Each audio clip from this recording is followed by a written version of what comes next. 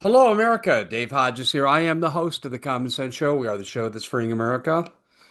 And hopefully, we're freeing America not just one enslaved mind at a time, but one enslaved soul at a time. We're about God, family, and country. We do a lot of interesting things here, too, besides the geopolitics, and today is one of them. We're going to take a look at some biogenesis, often referred to as the Genesis Project. And with all technology, it's neutral. It can be used for extreme good, and you're going to see the possibilities here, but it also can be used for very detrimental purposes to other individuals and humanity as a whole. We're going to show you that as well over the next couple of segments. I think you're going to find this to be very enlightening.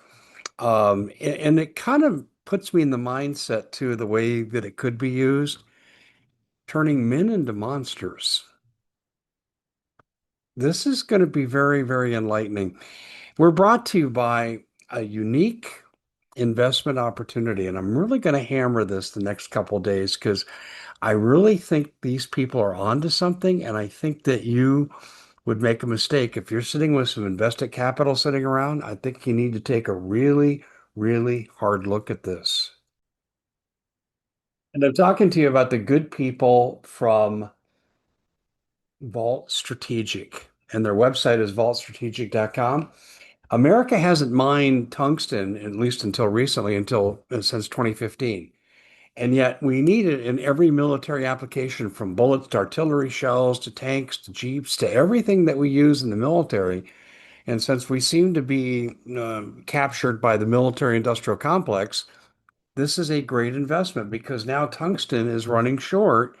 And what we're looking at now is Project Vault has accumulated a $12 billion stockpile. Wow. And the government is now involved. The Pentagon's involved in this. This is a great investment opportunity. They've already drilled 10,000 feet at Wheeler. This is really an opportunity of the lifetime. There is a video for you to watch, and you can look at it by going to vault-presentation.com, vault-presentation.com/ The Common Sense Show. Now, on that last part, The Common Sense Show, you have to put dashes between the words The Common Sense Show. Vault-presentation.com/the-common-show. Okay. All right. Good opportunity here. Take advantage of it. Hey, there's a gentleman out there named Dr. Michael Levin. And later on in the series, I will show you how you can follow his really good work. He has discovered, and this is peer-reviewed science, but he's discovered an invisible system below DNA. It tells the body what to do. It leads to healing. In some species, it leads to regeneration. And some people think that with the right communication model, it could lead to regeneration in humans. It's based on intercellular communication. Now, here's what's interesting. As a young graduate student, I took a class called Theories of Personality, and it walked us through the history of how we arrived at modern personality theory. Everything from behavioral to humanistic existential to psychoanalytic. But before that, there was the philosophical situations. Now, the Indian society, and I'm talking the country of India, the India society is extremely ancient and has a long history, and they have discussions in their folklore of nuclear weapons like Brahmastra. But also in their discussions, and I found this in this Theories of Personality book that I still have today, they believe that every cell contains intelligence, that the brain is not an executive dictator. The cells work together and they communicate with each other. Now, some of you are going, well, that sounds kind of weird. Is this going to be a New Age lecture? No, not at all. This is strictly going to be replicable science given to you by Dr. Michael Levin, who is a distinguished professor of biology at Tufts University. He's also got the Levin Lab, and the research he's coming out with is incredible. He has found through his research, planary, worms, tadpoles, frogs, he's found that each cell has its own memory. And that kind of validates what the Indians were saying about the nature of humans with each individual cell. And what he found was he split worms and they regenerate. Oh, we all know that. We've seen that. Split this three parts. Now they have a head, they have a brain, a nervous system. It's incredible. How do they do that? And see, what I'm really confused about is how did it take this long into this century before this was thoroughly researched? You think would want to know. I mean, every part of this is God's creation, and a lot of the times I hear that we don't want to study science because it violates the laws of God. Well, who do you think invented science? Who constructed this universe? I mean, it's a silly argument. Well, anyway, what he did in one experiment was he reprogrammed a tadpole through electrical communication because he noticed the cells were communicating. He broke the code and he got the tail, sent it an electrical signal, and the tail began to construct an eye, complete with a lens and a retina, an iris. How do they do that? Well, he's documented, and I'll show you later in the series how you can go follow his work. And what he found was that this hidden layer, there is a bioelectric communication system that seems to be present in all species.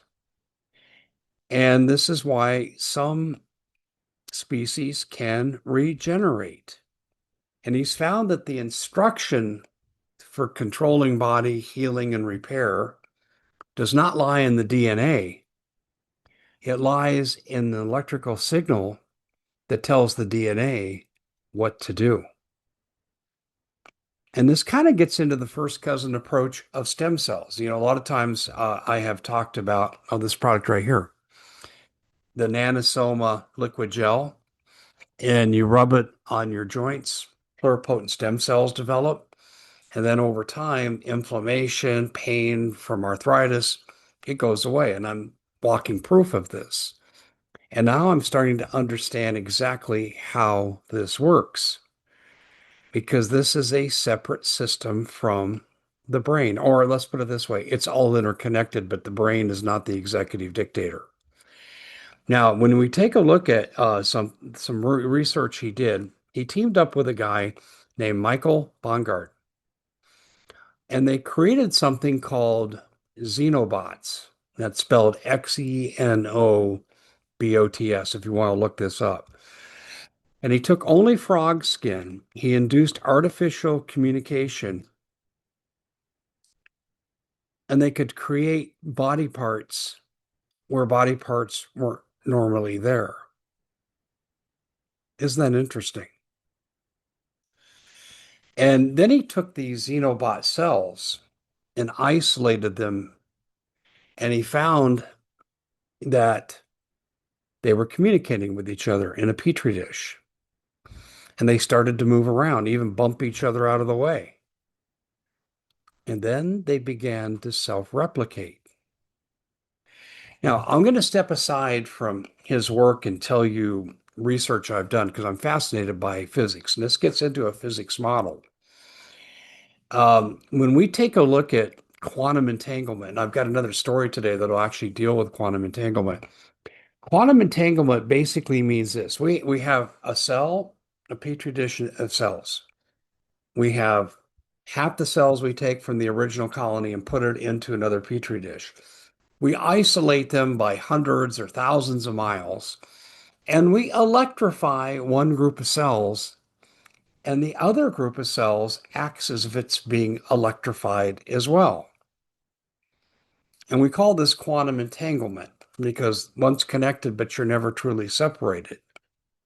And so this even gets into explain some aspects of human intuition that we're not going to get into here. But it was fascinating that he found that quantum entanglement came into play with the xenobots. And like I said, they started to self-replicate, and this is all in what they call PNAS magazine. It's peer-reviewed, and they looked at self-replication studies. Now, are you following where this could be going? If not, stay tuned. Then they moved from the xenobots to something called the anthrobots. And they took human airway cells from a donor. And what they found was with the right stimulation, they would self organize into healing structures. And they'd begin to heal damaged tissue placed in a petri dish with it. I know that was my reaction too. I just was, jaw almost hit the floor. I had never heard this, but this is people, this is peer reviewed. It's replicable science, doing something over and over and getting the same result. And from this, he concluded what I've just said. The brain is not the central dictator. Intelligence is in the parts. Now, what he also found in this petri dish is he put in a tumor and they reversed the effect of the tumor. Didn't stop it, they reversed it. Now, a petri dish is not a human being, even though these were human cells. But the implication here is mind-numbing in terms of where it could go. Now, I think he's limited on how far he can go because of the CDC, the FDA. I think they're pretty strong prohibitions about doing actual research on humans instead of just human cells. But I look at this and I'm just saying he has tapped into what we call the secret of regeneration. In effect, if you could apply this generally to walking, talking humans, you could technically reverse aging. Now, will it require artificial implants that have electrical stimulation? That I don't know. Because if it did, it would explain a lot of the theory behind transhumanism of singularity of melding man and machine for the purposes of optimal health. And I often said, yeah, that might work for the body parts, but it may not help the brain. There may be a way around that here. And as mentioned, the quantum entanglement aspect of this is absolutely incredible. Now, I'm going to talk in the next segment about the implications of this research. And this is replicable research. And I'll start off with going to places where you can go see, and I'll use YouTube. So a lot of you are seeing that here on YouTube. And if you're hearing this audio fashion, I will tell you where you can go verbally to follow Michael Levin's work. It's stunning. And as I found out, he's not the only researcher doing this. Now, here's my question, and I'll leave you with this thought. Why in the world is this not front page news? This is some of the most stunning scientific breakthrough I've ever seen, if not the most stunning scientific breakthrough. I mean, we've had marvelous advances. You put a stent in someone's heart, prolong the life. We can even do transplants.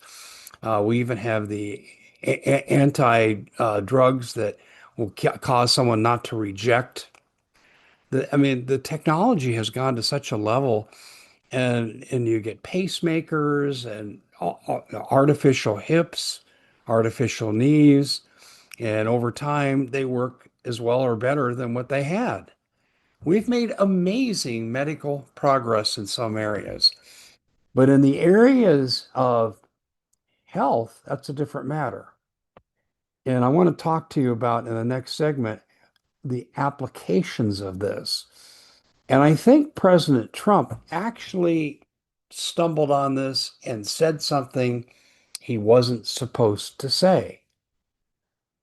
Some of you might already be ahead of me. Stay tuned and come back. I think you're going to find this to be very enlightening. I'm Dave Hodges. Make sure you check out our TV show, thecommonsenseshow.tv. Got a bunch of new stuff up there. And also, too, we are considering a new venture, very seriously considering it. I was speaking with Scotty Sachs about this yesterday, and we may be migrating to the space on X. and doing these kinds of programming. Still, we'll hit some geopolitics. But the reality is, there's a whole world out there we don't understand. And unfortunately, a lot of science is repressed, much of it censored. Just ask Amy Eskridge, the late Amy Eskridge. I'll be dealing with that story a little more detailed today. Yeah, there's some people that go to extreme lengths to keep secrets. And I want to be in a forum where we expose these secrets for the betterment of society. Some people just want to make money, keep making money, so they repress scientific advancement. And I've told you my story about Enron and our association with Enron, our Bill Pollock, Vance Davis, myself. Pretty interesting stuff. I think you're going to enjoy this series. And if we go to spaces, this will be representative of the kind of programming that we plan to do. We'll have more announcements on that later. Thanks for joining us. We'll see you back here in the next segment.